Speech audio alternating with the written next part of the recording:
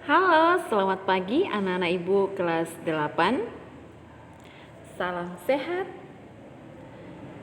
Selamat bertemu kembali dalam pembelajaran kita hari ini di tahun yang baru, tahun 2021. Apa kabar anak-anak ibu semuanya? Ibu berharap semuanya dalam keadaan baik, dalam keadaan sehat, tentunya masih tetap semangat dalam mengikuti pembelajaran kita pada awal tahun ini. Hari ini kembali lagi kita bertemu dalam pembelajaran bahasa Indonesia Jumat 8 Januari 2021. Tentunya masih tetap bersama Ibu Rismawati Malau SPD. Anak-anak Ibu, adapun materi kita yang baru hari ini di awal tahun 2021 di semester kedua ini adalah mengenai puisi.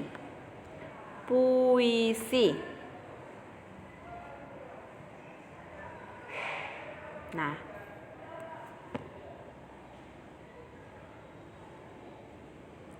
kami segenap guru pegawai SMP Katolik Trisakti 2 Medan mengucapkan selamat Hari Natal 25 Desember 2020 dan selamat Tahun Baru 1 Januari 2021. Salam sehat buat kita semua. Nah, anak-anak ibu,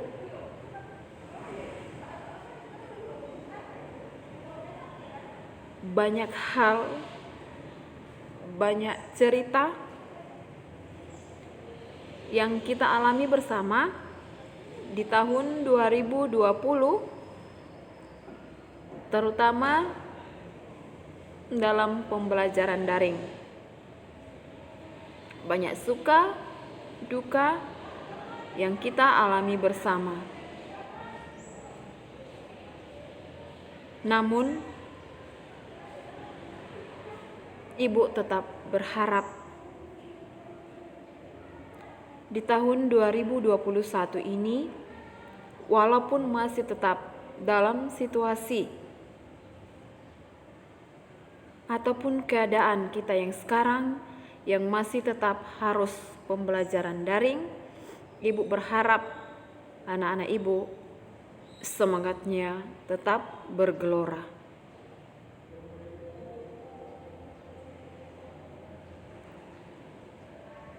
Jika ada sumur di ladang, bolehlah kita menumpang mandi. Jika ada ucapan ibu, perkataan ibu, tingkah laku ibu yang kurang berkenan selama tahun 2020 untuk menghadapi anak-anak ibu, janganlah anak-anak ibu menyimpannya di dalam hati.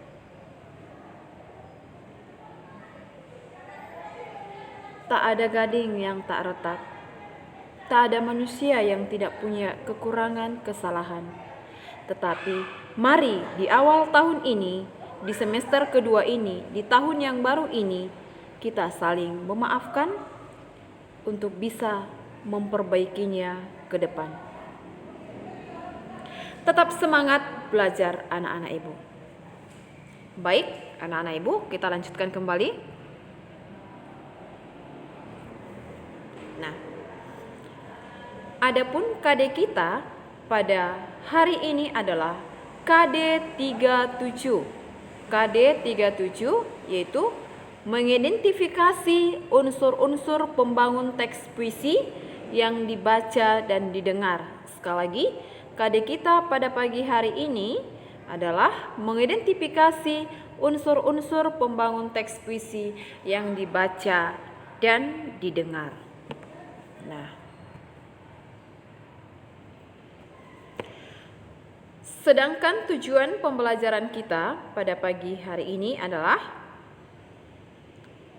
ada dua. Yang pertama, sesudah pembelajaran nanti kamu diharapkan satu, mampu memahami pengertian puisi. Yang kedua, memahami ciri-ciri puisi. Nah, itulah tujuan pembelajaran kita hari ini. Tentu untuk mencapai suatu tujuan itu, ada banyak hal yang harus kita lakukan agar tercapai tujuan yang kita inginkan. Nah, dalam hal ini, hal yang harus kamu persiapkan adalah hati dan pikiranmu, konsentrasimu. Baik?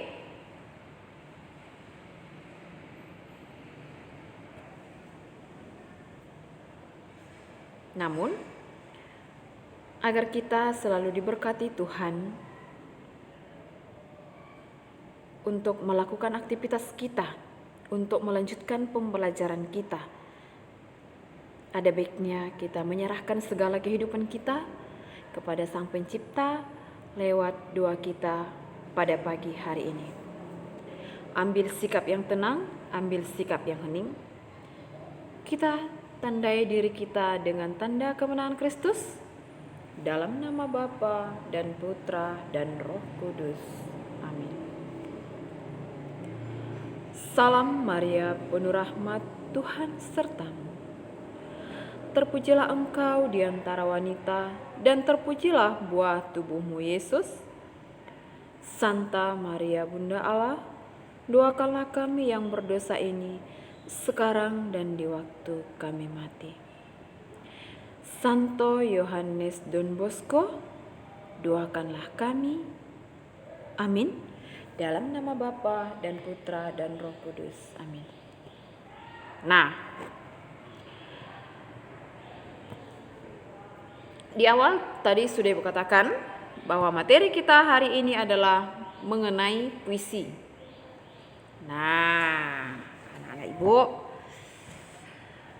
tadi tujuan pembelajaran kita ada dua. Sesudah pembelajaran ini nanti kamu diharapkan yang pertama mampu memahami apa itu puisi. Yang kedua, apa ya ciri-ciri puisi. Nah, namun sebelumnya Ibu bertanya dulu. Mungkin kata puisi tidak asing lagi bagi kamu, ya kan? Ya. Di antara anak-anak Ibu pasti sudah pernah membuat puisi. Sudah atau tidak?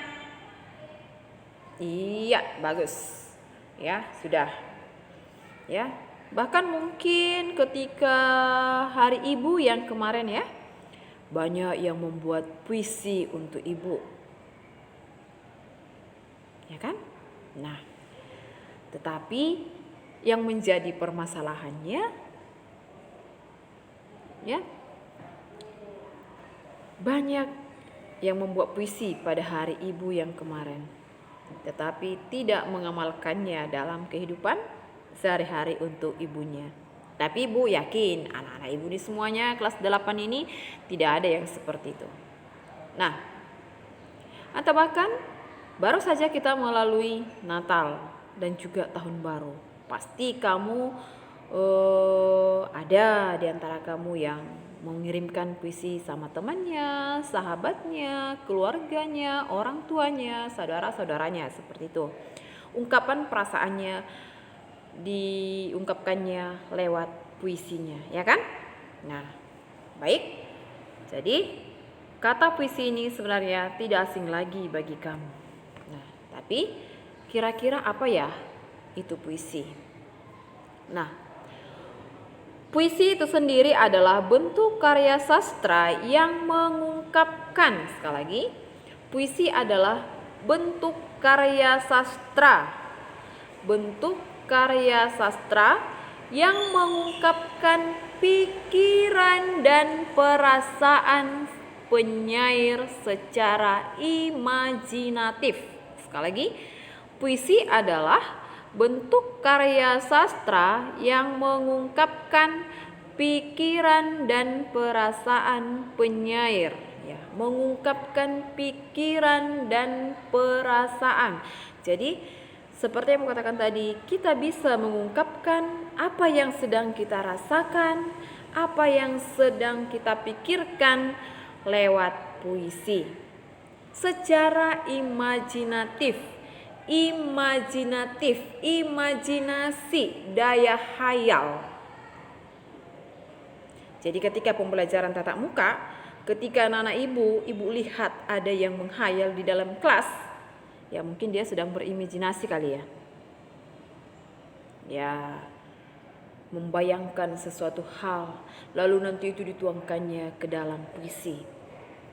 Nah, seseorang yang suka menulis puisi, ya, biasanya dia akan mencari tempat yang sunyi, ya. Karena apa dia mencari tempat yang sunyi? Untuk menimbulkan atau mendatangkan inspirasi, ya. Karena tadi puisi itu adalah bentuk karya sastra yang mengungkapkan pikiran dan perasaan penyair secara imajinasi, daya hayal, ya kan? Seperti itu dia.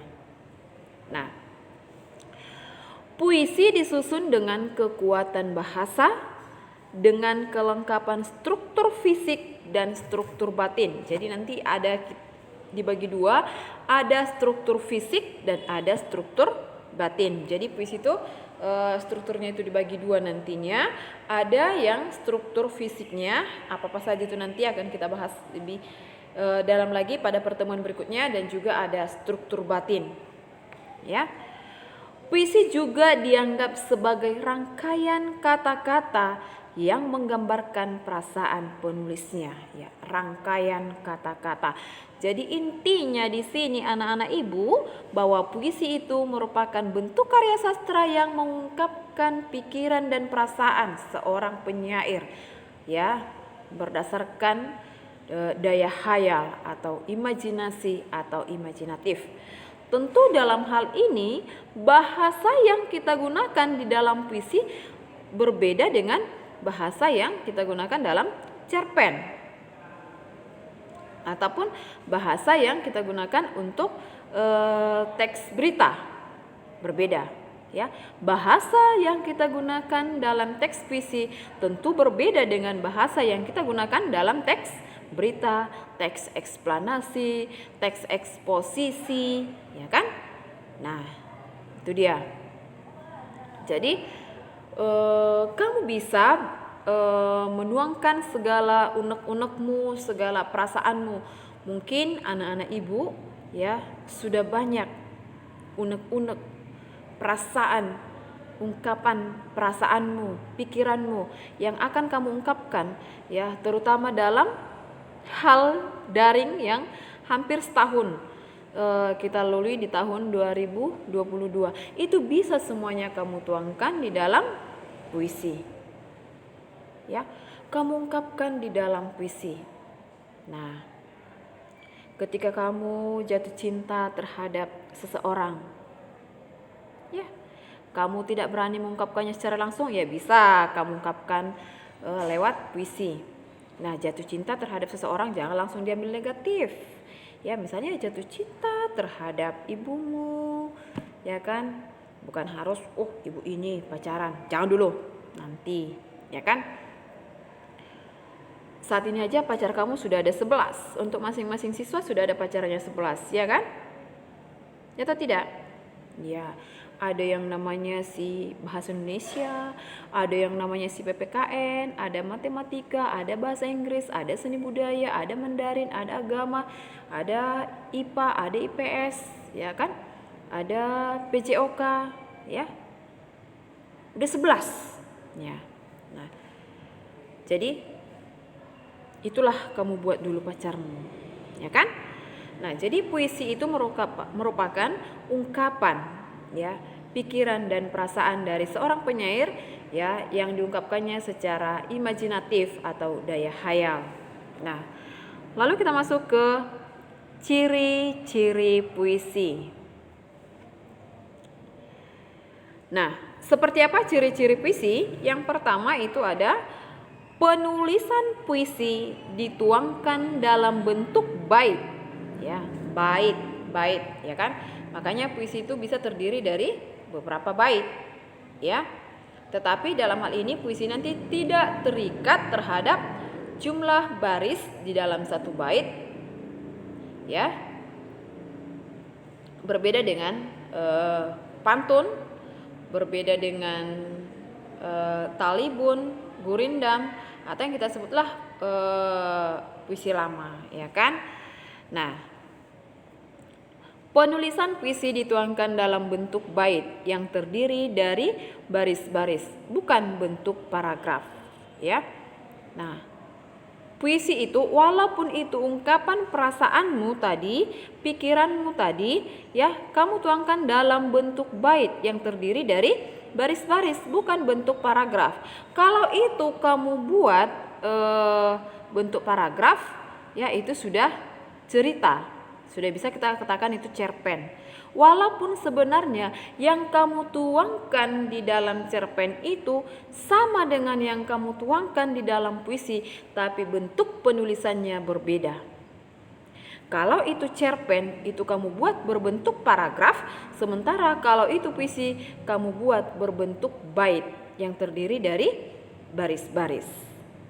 Nah, kalaupun sama-sama Ibu katakan tadi ungkapan pikiranmu, ungkapan perasaanmu sama isinya dengan yang di cerpen, dengan yang di puisi, tetapi bentuk penulisannya berbeda. Kalau itu cerpen kamu buat dalam bentuk paragraf, sementara kalau itu puisi kamu buat dalam bentuk bait yang terdiri dari baris-baris.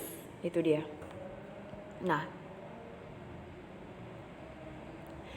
yang kedua, diksi. Diksi sama dengan pilihan kata. Diksi sama dengan pilihan kata. Diksi yang dipakai dalam puisi biasanya bersifat kiasan, padat, dan indah. Jadi semakin bagus seorang penyair atau penulis puisi membuat diksinya ataupun pilihan katanya, semakin indah kata-kata puisi yang tertuang di dalam di sana. Ya, diksi sama dengan pilihan kata. Diksi yang dipakai dalam puisi biasanya bersifat kiasan, artinya bukan makna yang sebenarnya, padat dan indah. Ya, misalnya kamu membuat puisi ibu.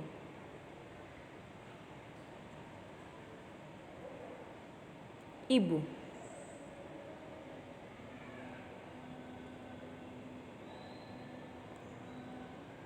Dalam keluh kesahmu,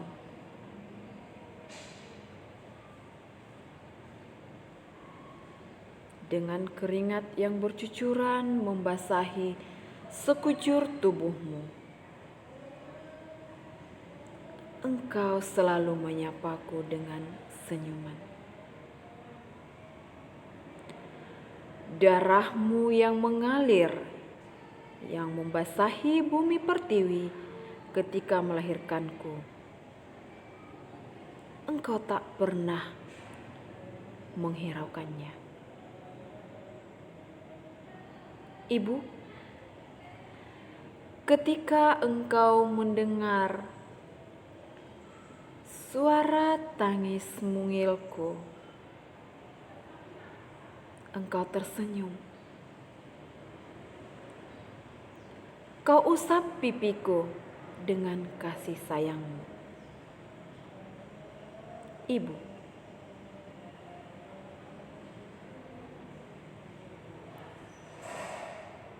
kau tak pernah menuntut dengan apa yang sudah kau berikan kepadaku.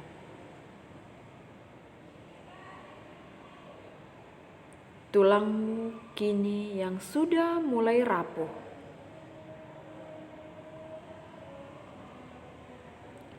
termakan zaman,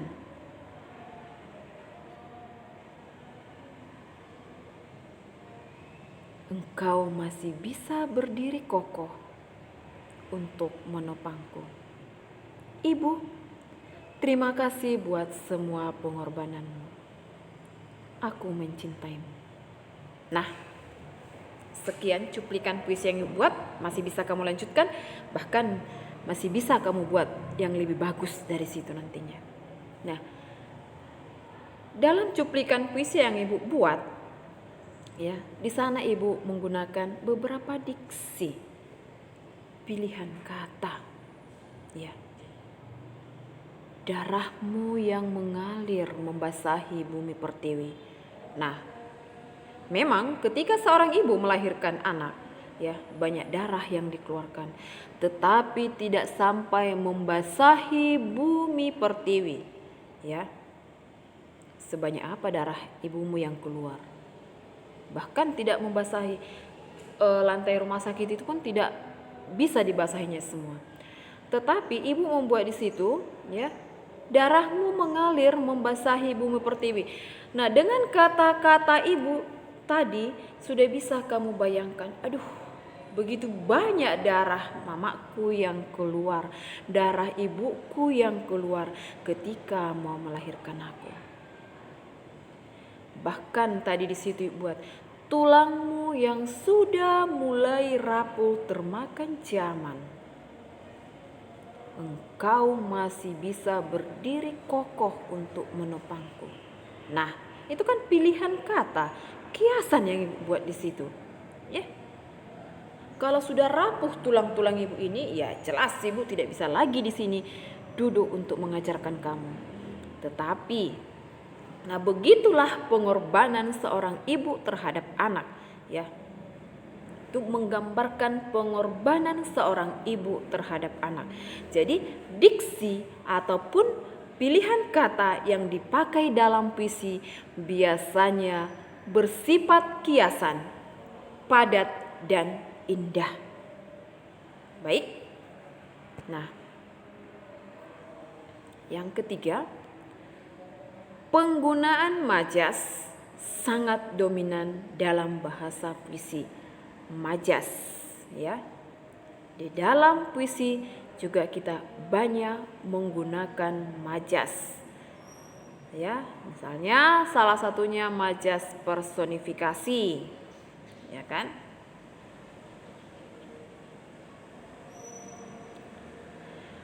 Ada yang kita gunakan di sana, ya. Majas misalnya, ketika rembulan berjalan, engkau panggil namaku. Nah, kan? Ketika rembulan berjalan, engkau panggil namaku. Keheningan di malam itu, angin terasa menusuk tulangku. Nah, di sana ada majas personifikasi yang kita gunakan. Tapi garis bawahi, bukan hanya majas personifikasi ya, nak. Itu salah satu contoh bahwa tadi penggunaan majas dalam puisi sangat dominan. Nah, ibu kasih salah satu contohnya majas personifikasi, di mana majas personifikasi itu adalah benda mati seolah-olah bisa melakukan apa yang dilakukan oleh benda hidup. Nah, seperti tadi ibu ambil contoh, ketika rembulan berjalan, engkau memanggil aku, ya. Yang biasanya berjalan itu siapa? Iya, manusia. Tetapi dalam hal ini kita katakan rembulan berjalan, karena ketika malam hari tiba,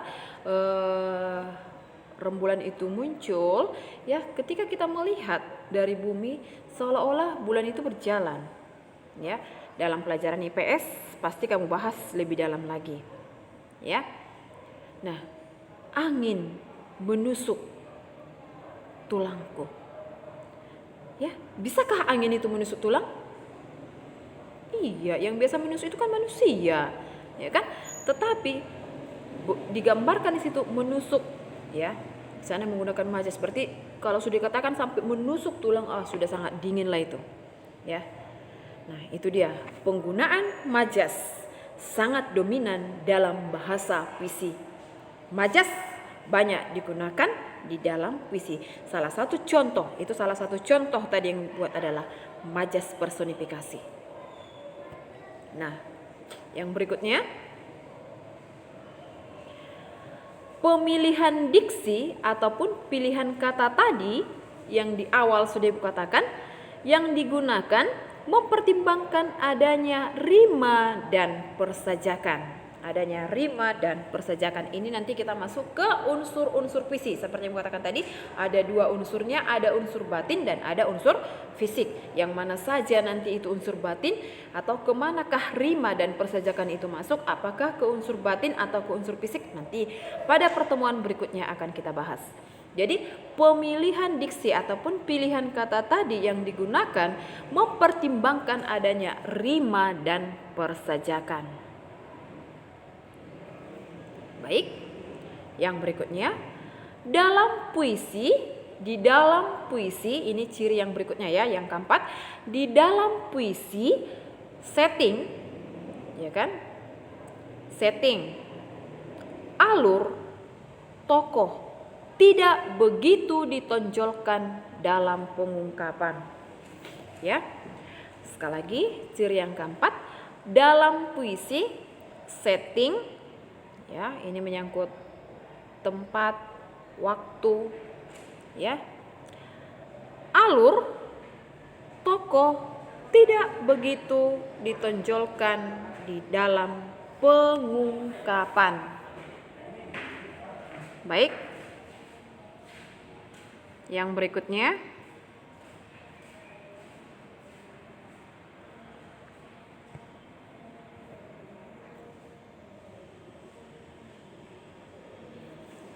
tuh, ada 4 tadi cirinya ya. Ciri puisi itu ada 4 ya. Mudah-mudahan kamu bisa memahaminya. Baik, sebagai penutup Ibu akan memberikan pantun kepada kamu. Mudah-mudahan pantun ini bisa menggugah perasaanmu agar lebih semangat belajar. Rusa lari ke padang datar, harimau datang untuk mengejar. Jika anak-anak ibu ingin tambah pintar, tentu kamu harus rajin belajar.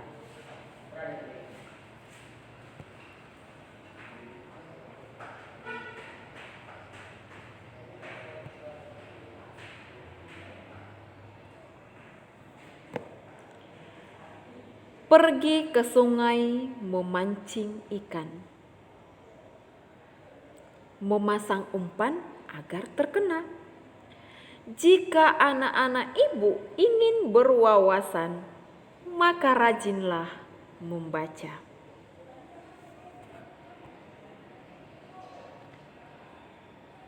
Sekian pembelajaran kita pada pagi hari ini di awal tahun yang baru ini, di tahun 2021. Tetap semangat dalam belajar, dan mari kita sama-sama berdoa semoga COVID-19 segera berlalu agar kita bisa belajar secara tatap muka di sekolah. Saya,